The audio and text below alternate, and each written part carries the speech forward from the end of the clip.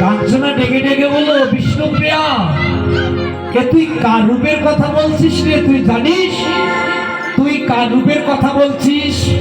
উনি হচ্ছেন জগন্নাথ তনয় আমার সচির নন্দন গৌরহরি। বিষ্ণুপ্রিয়া বলল, কাঞ্চনা রে, তুই ঠিক বলেছিস, আমি সেই গৌর রূপ মাধুরী দর্শন করে জানিস আজকে আমার এই মনে কি হচ্ছে? শোন শোনে কাঞ্চনা রে, আমি গৌর বড় করিব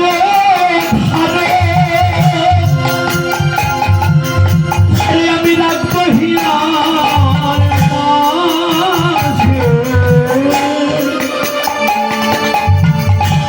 আমি গৌর করিব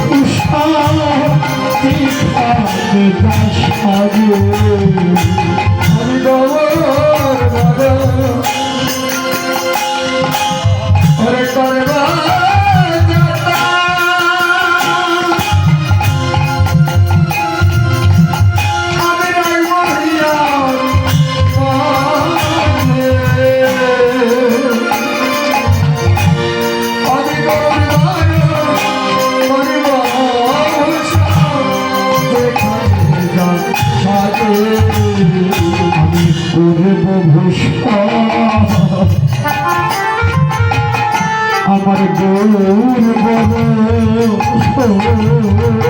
আমি করব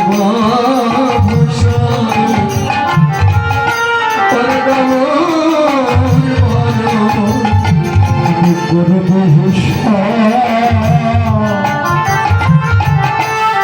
আমার গৌর আমি করব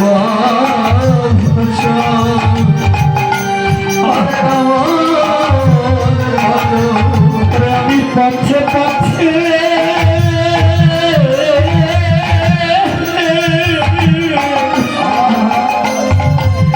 আমি পথে পথে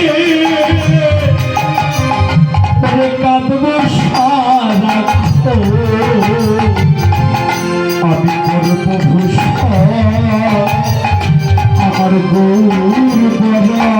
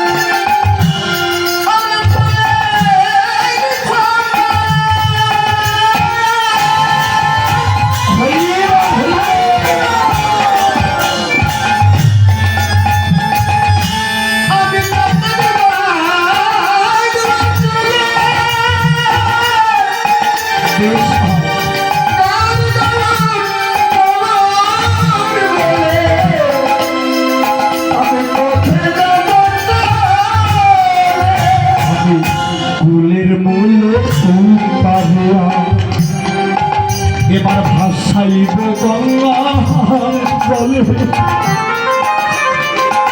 তবে মোসন বলে কলকাতা তোমার সবাই গেল ভুলে ভুলের বড় বললে পারিয়া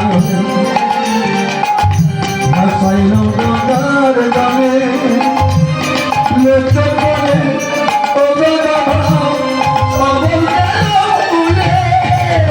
আমি সেই রূপে নয়ন দিয়েছি জানিস মরমে লাগিল গোনা না যায় পাশ করা নয়নে অঞ্জন হইয়া লাগিয়াছে।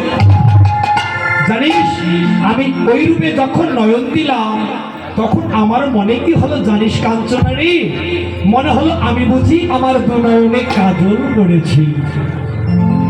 মায়েরা ভেবে দেখুন, এখন তো ডিজিটাল যুগ। আগেরকার যুগে ঠাকুমারা কি করতো বাবা? কাজল কিভাবে প্রস্তুত করতো? ওই যে কলা পাতার মধ্যে বা কাঁঠালের পাতার মধ্যে সর্ষের তেল মেখে ওই যে লম্ফ জ্বালিয়ে তার থেকে কাজল প্রস্তুত করা হতো না? কি আপনারা পড়েননি? পড়েছেন কারা কারা? হাত তুলে করে দেখি। না এখন করে না দাদা। কাজল দানি ছিল, সেখানে সর্ষের তেল মেখে ওই আগুনের মাঝে ধরে থাকা হতো। যে যখন কালিটা প্রস্তুত হতো এটাকেই কাজল বলা হতো। তো বাবা আগে যখন এভাবে কাজল প্রস্তুত করে দুনয়নে পড়া হতো, যখন এই দেহখানা ঘেমে যেত তখন কিন্তু দুনয়নে জ্বালা হতো, হতো না? বিষ্ণুপ্রিয়া বলল জানিস যখন ওই রূপে নয়ন দিলাম তখন আমার মনে হলো কি জানিস, আমি মনে হয় আমার দুনয়নে কাজল পড়েছি, এজন্য আমার দুনয়নে জ্বালা যন্ত্রণা হচ্ছে। তাই আমি কি করলাম, মনে মনে ভাবলাম ওই গঙ্গার জলে ডুব দিলে বুঝি একটু শান্তি পাবো। কিন্তু যখনই ডুব দিলাম তখন আর আগে বিপত্তি ঘটে গেল। কি জানিস? বলে জলের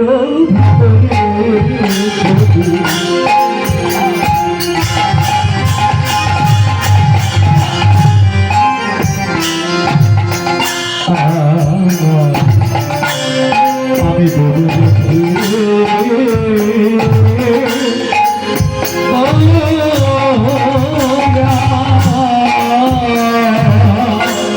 আরে জলের ভিতরে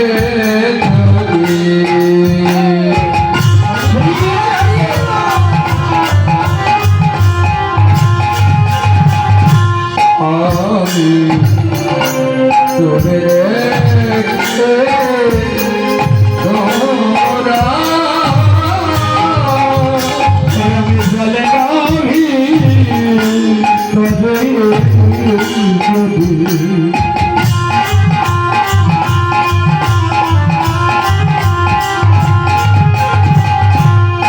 আমি তোরে দেখতে